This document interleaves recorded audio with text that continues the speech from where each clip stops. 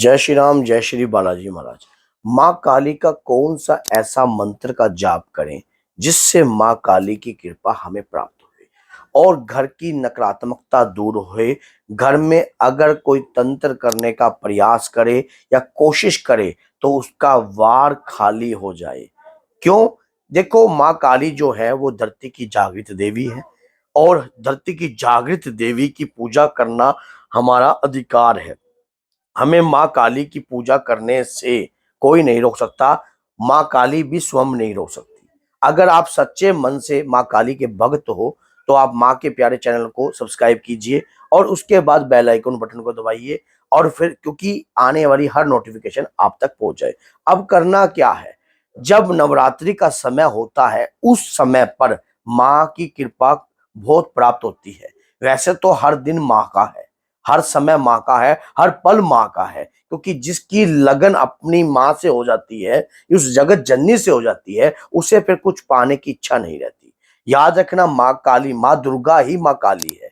और माँ दुर्गा ने वह रूप कब धारण किया? जब उनके संतान पर किसी न किसी प्रकार की विपत्ति आने को तैयार थी, तब माँ का उस प्रचंड रूप को माँ ने धारण कर कर रक्त बीज जैसे का संहार किया, मधुकैटभ जैसे को भी मारा, महिषासुर जैसे को भी मारा। तो माँ ने जब रक्त बीज का संहार किया था तो रक्त का प्याला का पीकर धारण किया था। क्योंकि रक्त बीज को वरदान था, जितनी बूंदे गिरती थी उतने रक्त बीज प्रकट हो जाते थे। लेकिन माँ ने उसका जितना भी रक्त था सब अपने खप्पर में भरकर उसका पान किया और पान करने के बाद उस शत्रु का दमन किया जो कि विनाशकारी था।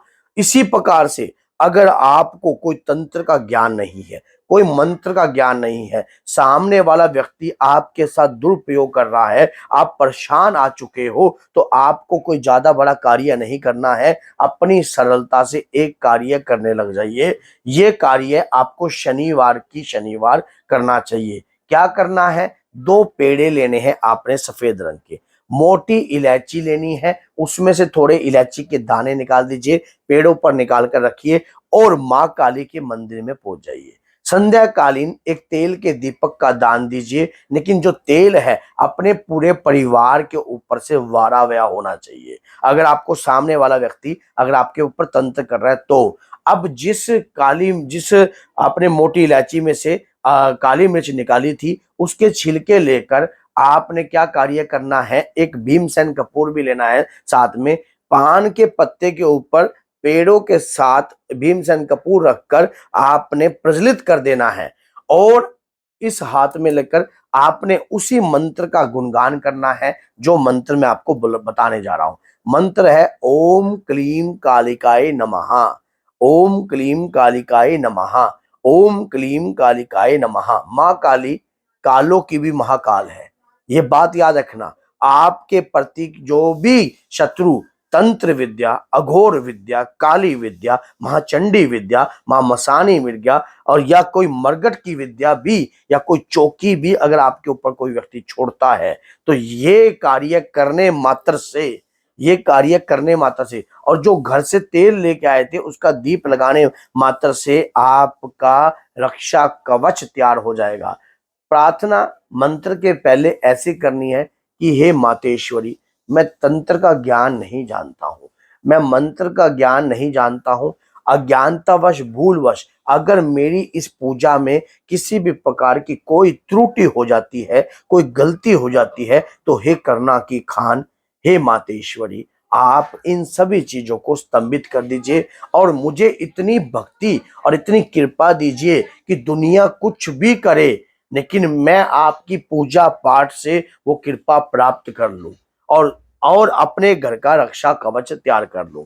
तो माँ इस प्रकार से जब आपने भोग लगा दिया, अब उसको रख दीजिए जहां पर दीप का दान देते हो और बैठ जाइए। एक मंत्र की माला का जाप करने से धीरे धीरे आपके शरीर का ओरा उत्पन्न होने लग जाएगा। आपके अंदर माँ काली के तत्व जो है उत्पन्न होंगे और ये भक्ति, ये पूजा, ये पाठ आपको वो शक्ति दिलाएगी जिसकी आप कल्पना भी नहीं कर पाओगे। क्योंकि याद रखना कि जब भी हम माँ की भक्ति करते हैं तो उसके साथ साथ हमें हनुमान जी की भी कृपा प्राप्त होती है।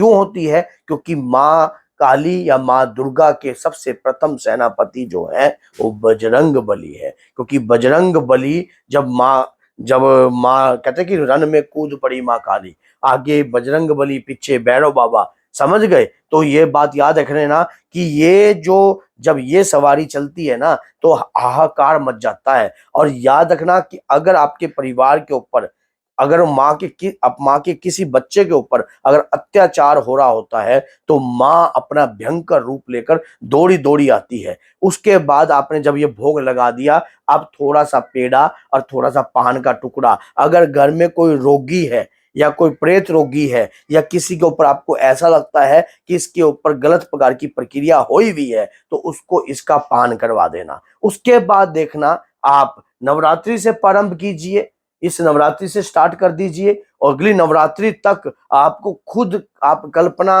नहीं कर पाओगे कि कितनी, देखो कोई भी कार्य अगर लगातार किया जाता है, लगातार, आपने कभी मक्खन बनाया है? जब बिलोनी उसके ऊपर लगातार प्रयास करती है तो एक ऐसा वक्त आता है कि जब आप उसमें सोच भी नहीं सकते कि इसके अंदर मक्खन छुपा है, और वो मक्खन तैर कर ऊपर आने लग जाता है। और जब वो मक्खन तैर के ऊपर आता है तो आप उस मक्खन को उतार लेते हो। वो कृपा होती है, वो करना होती है। यही यही कृपा, यही शक्ति आपके अंदर भी छिपी है। जब आप लगातार अपने इष्ट, अपने आराध्य का ध्यान करते हो और पूजा पाठ, भक्ति और नियम, और देखो ये जो कहते हैं कि ये भोग लगाने से क्या होगा, मन में अगर संदेह भी उत्पन्न होता हो तो सुन लेना।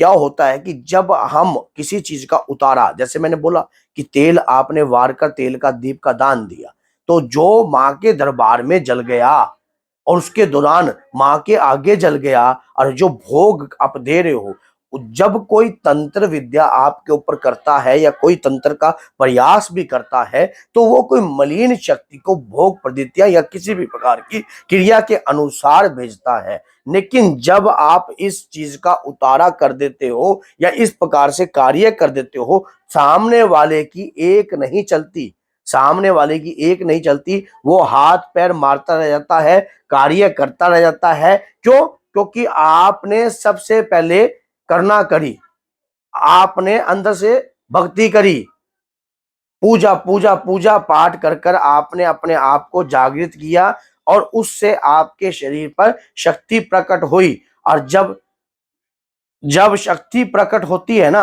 तब समझ लेना एक बात, कृपा जरूर प्राप्त होती है। और फिर सामने वाला कितना भी कुछ कर ले, आपका 1 रुपए का भी बुरा नहीं कर पाएगा। मैंने आपको ये जो उपाय बताया है, नवरात्रि में प्रारंभ कर दीजिए। नवरात्रि के बाद आपको खुद इस चीज का एहसास होने लग जाएगा कि वाकई में ही आपके ऊपर कृपा हुई है। तो अगर वीडियो अच्छी लगती है तो लाइक कीजिए, चैनल को सब्सक्राइब कीजिए और बेल आइकन बटन को दबाना ना भूलिए। तो बोलिए जय सिया राम।